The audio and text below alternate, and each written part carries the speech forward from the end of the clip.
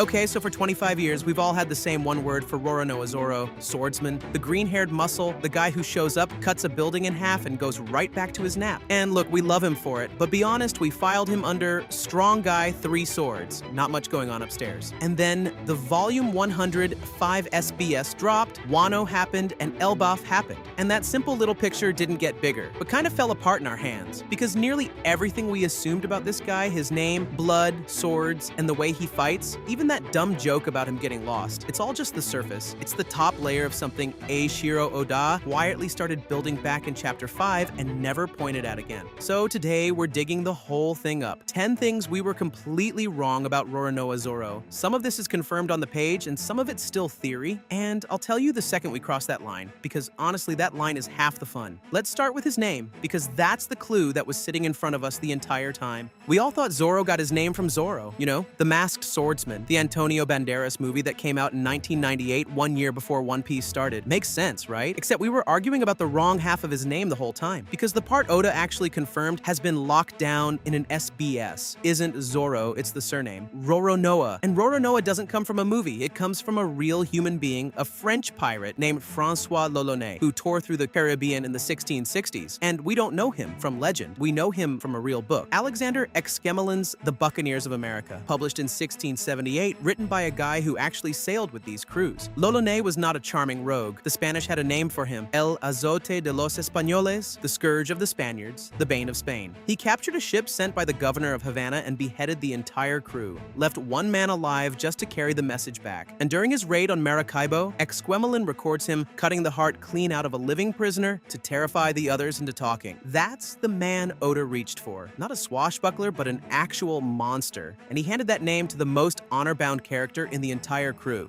Now here's the part almost nobody brings up. L'Olonnais wasn't even his name. His real name was Jean-David Nau. L'Olonnais just means the guy from Les Sables d'Olonne, a little fishing port on the French coast. It's a place. Same construction as Leonardo da Vinci, Leonardo from Vinci. So Zoro's surname is, no exaggeration, a French beach town. And the reason it comes out as Roronoa instead of L'Olonnais? Pure linguistics. Japanese doesn't have an L sound at all. The L and the R collapse into one single row of syllables. So L'Olonnais, run through Japanese, comes out Ro-Ro-No-A. It's the exact same machine that turns McDonald's into Maku Donarudo. And here's what makes it land. Zoro is the only straw hat named after a real pirate. Out of the entire crew, Oda spent that 1 card on the swordsman. That's Oda telling you to look harder at this guy. So, you know the Zolo thing, Zolo, that everybody dunks on as a dumb 4Kids mistake? It's a mistake, but it's a way smarter mistake than the memes give it credit for, and it actually proves the whole point. When 4Kids dubbed the anime, and when Viz Media first put out the manga in English, they spelled him Zolo. Fans have roasted that for 20 years, but think about why it happened. That exact same L versus R problem, the one that turned L'Olonnais into Roronoa, landed right on the localizers' desks too.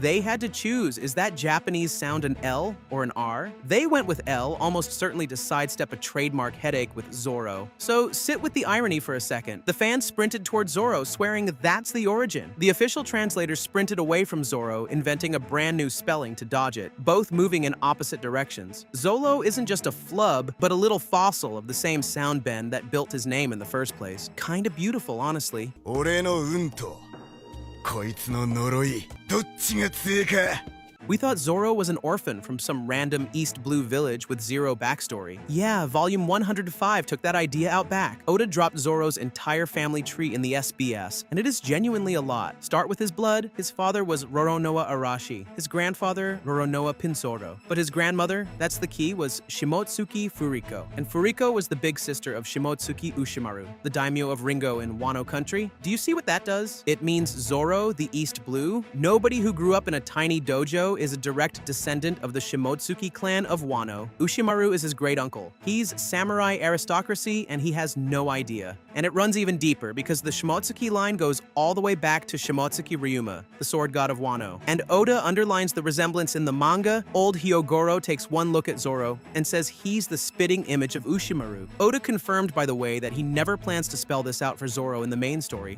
Zoro just never finds out, which is so perfectly Zoro it almost hurts. And here's the gut punch that hides inside that family tree, because Ushimaru isn't just a name on a chart. His great uncle quietly saved the entire plot of Wano. 20 years ago, after Odin was executed, Ushimaru and 2 other daimyo refused to bow to Orochi, rebelled, and got crushed and imprisoned by Kaido on Onigashima. Around that same time, Kaido threw his own kid, a young Yamato, into a cave with those 3 starving samurai. And Kaido being Kaido, he played a game. He left them food for 1 person and swords to fight over it. Now imagine this from Yamato's side. A terrified child and an offspring of the enemy these men just lost everything to. And one of them, Ushimaru, walks toward Yamato with a blade raised. And then he cuts her chains. And they gave Yamato all the food and told Yamato that a samurai feels no hunger. They spend their last days teaching Yamato to read Odin's journal, the journal with the prophecy about the dawn coming in 20 years. And then rather than rot in that cave, Ushimaru and the others smash through the stone wall with haki and charge out to die fighting Kaido so that Yamato would survive. And Yamato did survive. Yamato held the line on that rooftop 20 years later so Luffy could get back up. So follow the thread. If Zoro's great uncle doesn't make that sacrifice, Yamato isn't there and Wano falls. Zoro's bloodline helped win a war he doesn't even know he's connected to, and he will never, ever find out. どうなってんだ。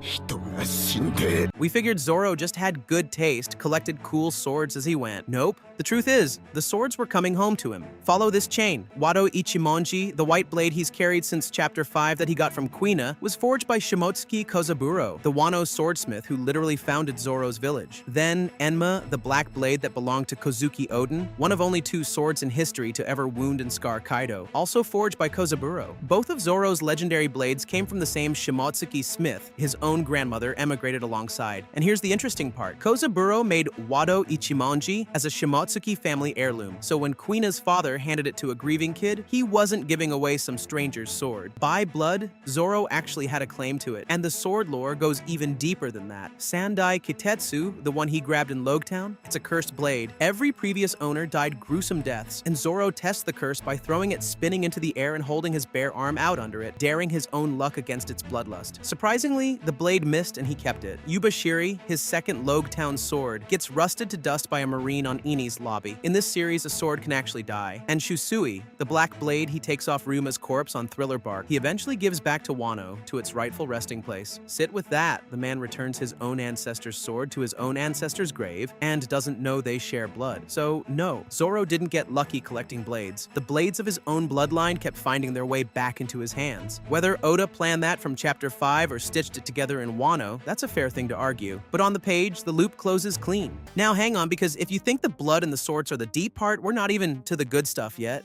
The next 2 rewire how you watch every single fight he's ever been in. We all thought Asura was just a sick power-up. It is not a power-up, but it's a religious metaphor, and once you see it, you cannot unsee it, because Zoro's entire fighting style is soaked in Buddhism. Asura, the technique where Zoro looks like he sprouts 3 heads and 6 arms, 9 swords total. The Asura are a real class of Buddhist deity, and here's the detail that makes it perfect. The Asura are demigods locked in eternal, unwinnable war against the Devas, the gods of heaven. They're defined by relentless wrath and a refusal to ever stop fighting a battle they can't win. Tell me that's not Zoro against Mihawk, that's not flavor. That's the literal identity of the move. Then his sword Enma, named after Enma, the king of hell, the judge who decides where the dead go, and that name comes from Yama, the Hindu-Buddhist lord of death, carried across centuries and oceans into Japanese. Then his current peak form, the one he debuts against King of Hell. And that title does double work, because if you tame the sword named after the ruler of Hell, well, you just became the new King of Hell. It keeps going into the tiniest details too. One of his attacks on Lucci, Kokoba, is named after one of the 8 cold hells in Buddhist Naraka cosmology. And Oda confirmed in the volume 102 SBS that the full name of the Asura technique is actually borrowed from a Rakugo story, classical Japanese comedic theater. So this dumb muscle character is swinging around the single most religiously literate move set in the entire crew. Every attack is a little piece of Buddhist cosmology. Hell, judgment, demigods at war with heaven. The guy is a theology lecture wearing a bandana.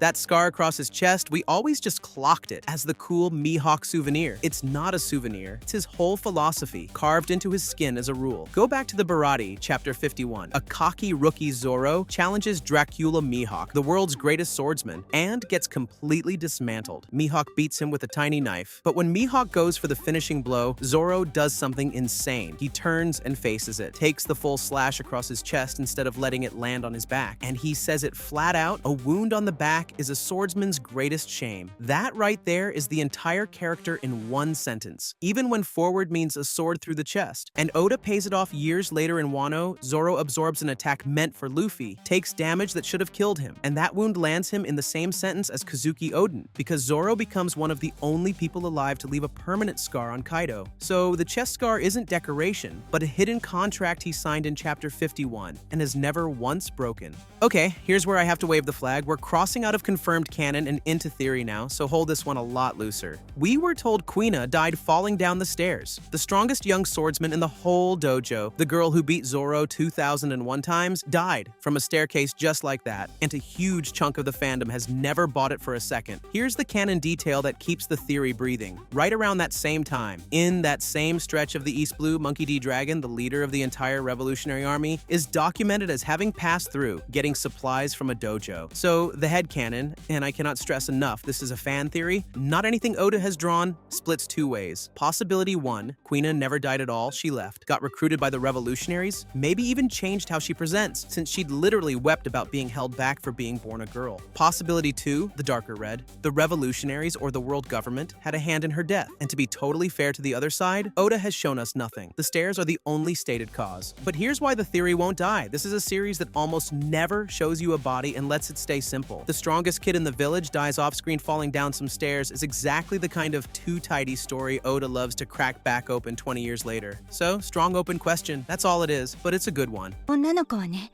大人になったら男の人より弱くなっちゃうの。 The lost thing. We all treat Zoro can't find his way out of a hallway as pure comic relief. And on the surface, sure, it's a gag. It's been funny for over 1,000 chapters. But look at what's underneath it. Zoro's real defining trait isn't that he's bad with maps, but it's that he point-blank refuses to admit he's lost, and he never asks the right person for help. And that is the exact same trait that makes him a swordsman. Total self-direction. A flat refusal to accept he's on the wrong path. The joke and the philosophy are the same engine running in two directions. And here's the read I really like. Oda took his most competent, most disciplined character and handed him one single zone of total helplessness, and of every flaw he could have picked, he chose direction. In a story that is, from the very first page, entirely about people trying to find their way to one specific place. The man who can't find a hallway is somehow sailing toward the One Piece. That's Oda taking a nearly perfect character, giving him one deeply human flaw, and making sure the flaw rhymes with the whole theme of the series. Last one, and this is the loosest of all of them, almost pure theory, so hold it with 2 fingers. This whole time, we've treated Zoro and Mihawk as just rival and student. But look at the actual designs. Pull up the old historical portraits of Francois L'Olonnais, the dark-pointed beard, the heavy-lidded predator's stare, the wide-brimmed hat, and if you look at the getup of Dracule Mihawk, my read, and again, this is me, this is fan analysis, Oda has confirmed nothing, is that Oda took that one real pirate and split him clean in 2. He gave L'Olonnais' name to Zoro, and L'Olonnais' face to Mihawk. And if that's true, chew on what it means. The man Zoro has to defeat to complete his entire life's dream, the world's greatest swordsman, is walking around wearing the face of the very pirate Zoro is named after. The student is named after his master's portrait, which would mean Zoro's whole arc was encoded in his name before he ever drew a single blade. The name, chasing the face, across the entire series. I can't confirm it. Oda hasn't drawn the line, but every piece we can confirm, the L'Olonnais surname, that uncanny Mihawk resemblance, all of it leans the same way. So let's go back to that one little word we started with, swordsman. Look at everything it was burying. A name that's secretly a French war criminal's hometown, bent through a language with no L. A Zolo mistranslation that accidentally proves the whole phonetic trick. A hidden bloodline running straight back to Wano royalty, and a dragon-slaying sword god. A great uncle who died saving the kid who'd go on to save the war. Legendary blades, forged by his own ancestor Smith, quietly finding their way home. A combat style that's a full map of Buddhist hell. A chest scar that's actually a sacred vow. A childhood death that's way too clean to trust. A running gag that turns out to be the theme of the entire series. And maybe a final rival who's the other half of the pirate he's named after. Every single one of those was sitting under that one word we used to wave him off with. We were never wrong that Zoro is strong. We were wrong that strong was all he was. Oda buried the real character under the loud, lovable, simple surface, and then made us wait 25 years to dig him out. So, 2 questions, drop them in the comments. First, a prediction. When Zoro and Mihawk finally clash for the title, does Oda make the L'Olonnais connection explicit right there on the page, or does he let it stay the deepest buried secret secret in the whole series? And second, out of these 10, which one did you already know? And which one just completely rewired how you see him? Tell me below. And until next time, stay curious.